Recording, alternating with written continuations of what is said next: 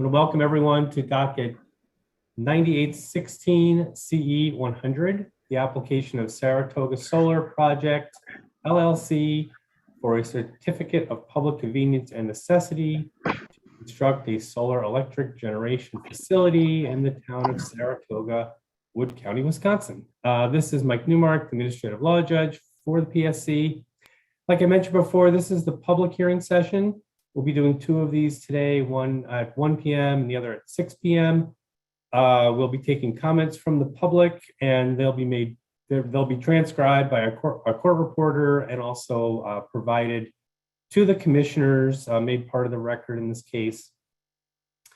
We will also are accepting written comments from the public as well. Those are due no later than Friday, January 6th. I'm sorry, that's not right. Oh yes, it is. That's what the notice says. January 6th. Yes, that's right, 2 days. So we'll give 2 more days after the public hearing session to file public comments.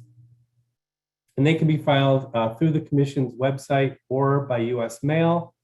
So there's details about how to do that on our notice of hearing. So that's all we need for the notice at this point.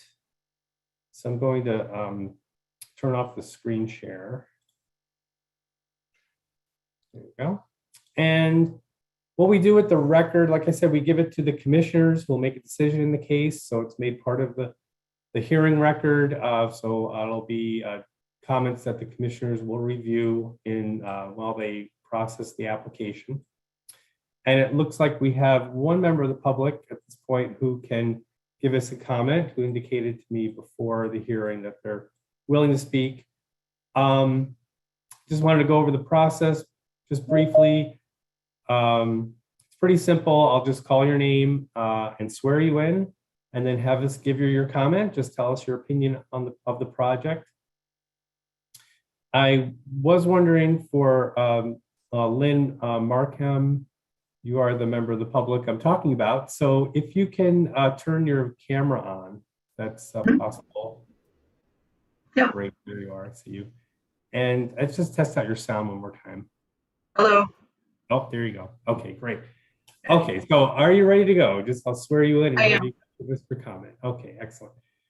Just one thing, since we're transcribing what you say, just please speak slowly and clearly. So without any further ado, raise your right hand. Do you swear or affirm to tell the truth, the whole truth, and nothing but the truth? I do. All right. So just state your name and give us your comment, please. Sure. So my name is Lynn Markham. I am in favor of the Saratoga Solar Project.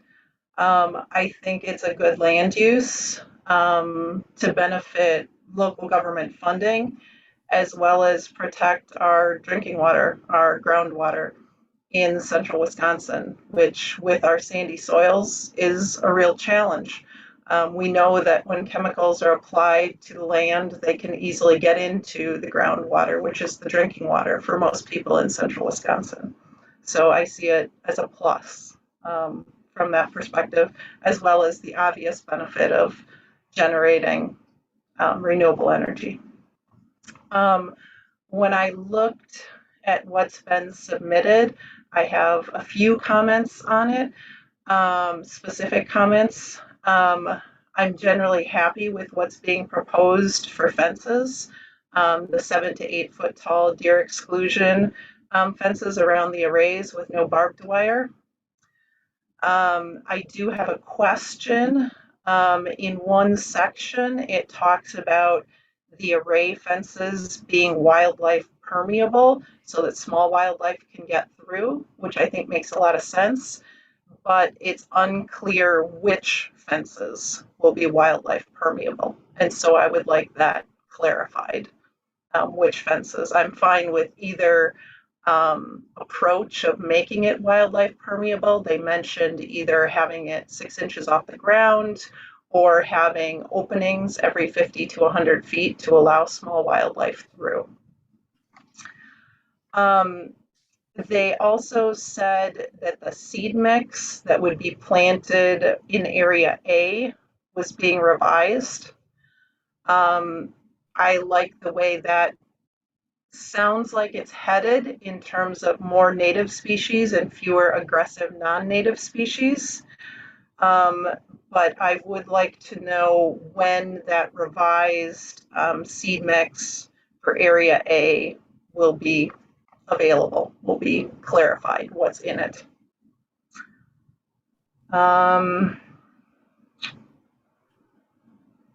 And my last comment is related to herbicide treatment. There's language saying the applicant would recommend herbicide treatments for management of perennial invasive and noxious species. And my question there, or I guess it's really a comment, is I would like herbicides used for those species only in spot treatment, only where they're found, not broadcast over the entire area as a prevention type of option. I'd like to minimize herbicides, again, because of the susceptibility of our groundwater, our drinking water, to contamination. Okay, great. I just had a clarifying question for you. I'm just, since you are asking some very specific questions about the land, are you living close by to the project? Are you a landowner? I live in Portage County, so I live one county to the east. Okay. So in terms of your questions about the fencing and the vegetation management plan, I think we could have the applicant just answer those quickly. If we have someone who's the best person there just to chime in here. So we have Chris Beckar, is that correct? Yeah, Emily, would you like me to take these? Yeah. Yes, please, Chris. Thank you. Okay. Let me swear you in quick. Raise your right hand. Do you swear or affirm to tell the truth, the whole truth, nothing but the truth? I do. All right. So just want to ask you first, just that you heard the questions from our member of the public. Yes. Okay. And just give us your name and your title and just answer those questions. Sure. My name is Chris Pekar. I work for Stantec Consulting, and I'm renewable sector leader here, and I was the project manager for Stantec. Okay, if you can just address those questions about fencing.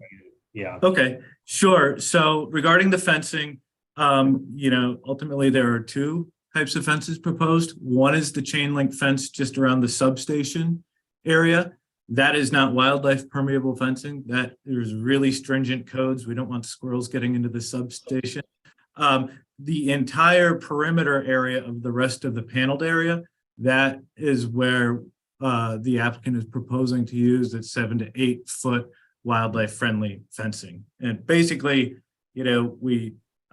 what we're seeing now is the ability to take that standard wildlife fencing and turn it upside down so that the larger weave is on the bottom and the smaller weave is on the top. And that larger weave is like the 1 foot spacing? Yeah. Okay. All right. I would appreciate that being clarified in the application. Okay. Yeah. Okay. And then the seed mix for, I guess the question was about Area A. Yeah. So a new vegetation management plan was uploaded to the docket last month in response to data requests from either DNR. I'm sorry, from either DNR or PSC. I can't remember if it was DNR. Andrew Kraft's questions or Stacy Rose. Yeah, I can chime in on that. I think it was a Jeff Kitzenbold data request, the response to Jeff Kitzenbold's, and the precise data request was row 3.06, I believe. Yeah. But yes, that is on Earth. I know I've seen that document. So can you give any detail about that? Sure, I can add more details. So we did remove some of the non-native species. We have left one species, red fescue, which seems to be the center of contention.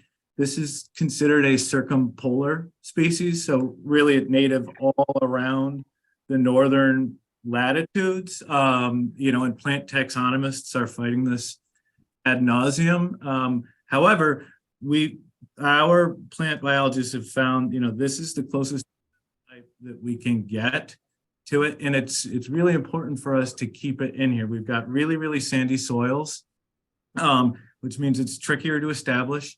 And so the inclusion of this species, it's like one more type of insurance in the seed mix. Because what we don't want is there to be multiple bare patches, in shady areas under the panels, because that's what can allow that proliferation of weeds.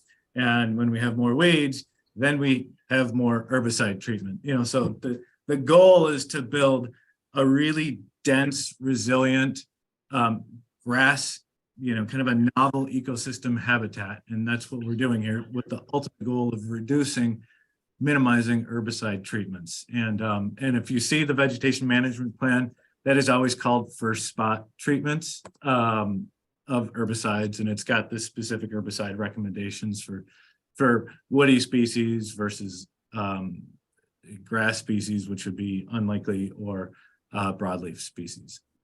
Okay. Okay. And can you tell me what forbs were added to that mix A? Oh, geez. Well, I can direct you to the vegetation management plan. That would be in the plan. Okay. Yes. Yeah. So are you familiar, Lynn Markham, are you familiar with the ERF system that we have online? I was in there yesterday and I read. Okay. it. So if you do search, at this point, the way you would find the vegetation management plan is if you're searching, really the easiest way to do it would be to just type in the PSC reference number. So if you're, and I can share a screen here. Yeah, so I have that up, the 9816 CE 100. Oh, okay. Is So, that so you'll have to look, you have to scroll down a bit, but let's see if I can find the file.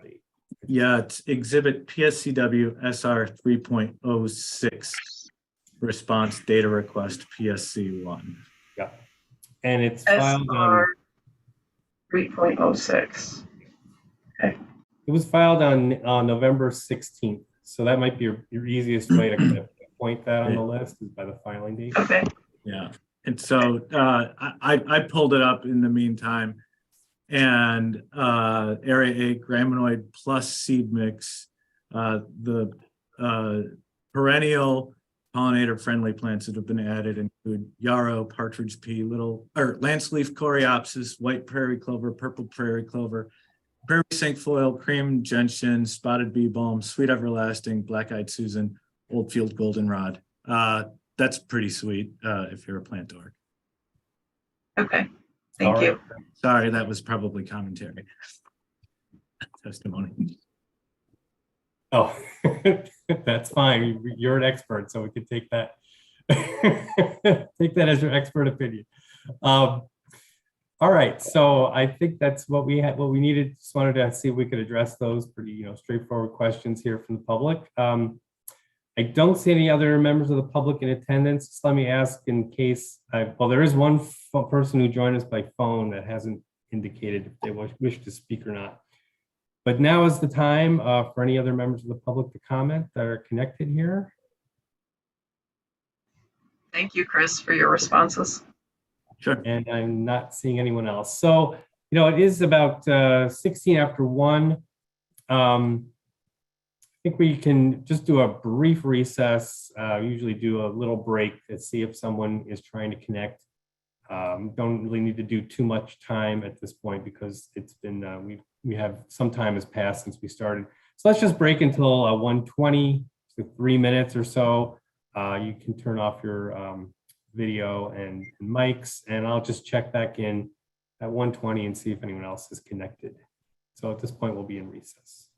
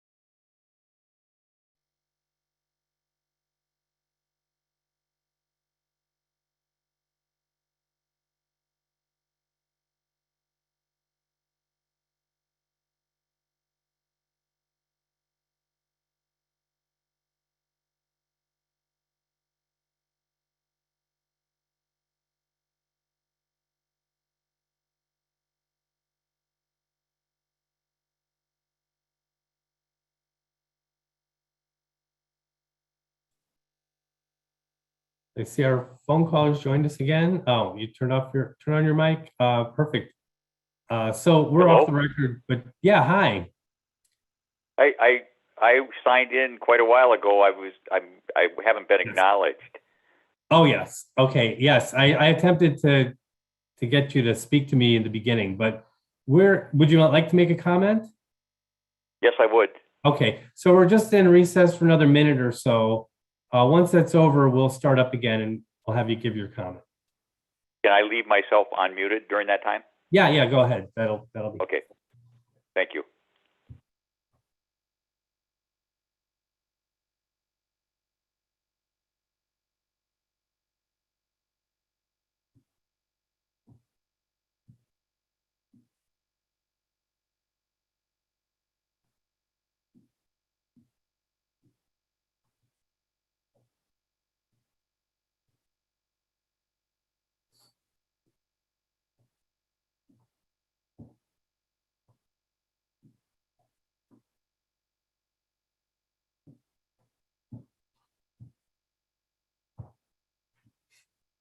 All right. Well, it's 1:20, so we're going to get back to the hearing.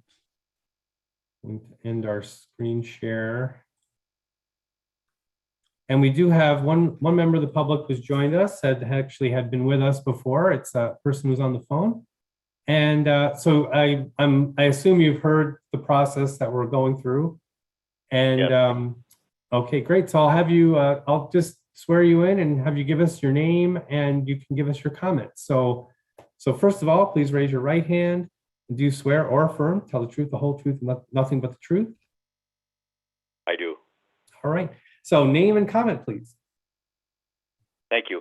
My name is Doug Mahan, and I live in Wisconsin Rapids, and I am the former chairman of the Wood County Board of Supervisors. And I would like to thank the Public Service Commission for allowing me to speak here today. I have several comments that I will make brief in support of the Saratoga Solar Project. The first and most obvious advantage of the project, as I see it, is the revenue that it will generate for both Wood County and the town of Saratoga. The $350,000 and $250,000 annually, and respectively for those two entities, is something that I would imagine every taxpayer would appreciate in those two places, given the lack of and the dwindling of state support for counties and townships. I think that those would be welcome additions to their annual budgets. So that is first and foremost the obvious. Secondly, there are some other very positive and compelling aspects to the project that are in the best interest of the public, I believe. Number one would be the creation of jobs. Initially, during the construction of the project, there will be hundreds of jobs created in the local economy. That was true with the Wood County Solar Project as well. And given the loss of jobs that we've had in the area due to paper mill closures, that is an important part of the project, as well as the creation of full-time jobs. Not a great deal of them, but every job is critical, and there will be some full-time jobs created for routine maintenance at the project as well. Another big plus for the project, I think, is this is a huge power generation project that doesn't require any kind of infrastructure support, additional infrastructure support. We're not going to be changing roads out there. We're not going to be redesigning highways. We're not going to be increasing sewer usage, water type usages, anything like that. No additional emergency services. This is a very renewable type situation, very unimpactful as far as those types of things are, and I think that speaks for itself. A big one for me also is no noise or air pollution. We lived in an area that was a cluster of paper mills past, and we've had a number of closings, but the amount of chemicals and pollution that was put into the atmosphere by those mills had a direct effect on public health. And so this is really a welcome change from that scenario as far as the community and the area is concerned. There's great power generation here with no side effects as far as environmental concerns. And And finally, I think the final thing is it's simply clean and renewable energy, and it's going to help the state reach its carbon goals as quickly as possible. And I think, given the alternative proposal that was for the use of this land, it's a huge plus for the community and especially the township of Saratoga. I worked with when I was county board chair, I worked with the developers on the first developers agreement with the county. The people at Savion, Kim Griffin, Mark Mauersberger, Drew Gibbons were all fantastic people to work with. They were very concerned about community concerns. Public input was important to them, and they wanted to be good neighbors, and I think that's vital. And I think they're good partners. It's a project well worth our time and consideration. Again, I'd like to thank the commission for allowing me to speak. All right, perfect. Thank you for your comment. I did have a couple clarifying questions for you. Can you just spell your last name, please? Sure. My last name is spelled Machon. Okay, perfect. And also, you mentioned a Wood County solar project. Were you referring to the other project, the one that's proposed by Wisconsin Power and Light? Yes, I was. Okay, yeah, just wanted to make sure I understood. Okay, perfect. Sure. All right, that's great. So thanks very much for your comment, and we can move on to someone else, but I don't think we have anyone else. So at this point, like I mentioned, we can adjourn this session. We will move on to the 6 p.m. session and do this again. We'll also be taking evidence from the parties and commission staff on Friday at 10 a.m. also through this same Zoom connection. And just to remind everyone, we are still accepting written comments until Friday through the commission's website or by US mail. So thanks everyone for attending, and we'll see most of you back at 6. All right, well, take care and see you then.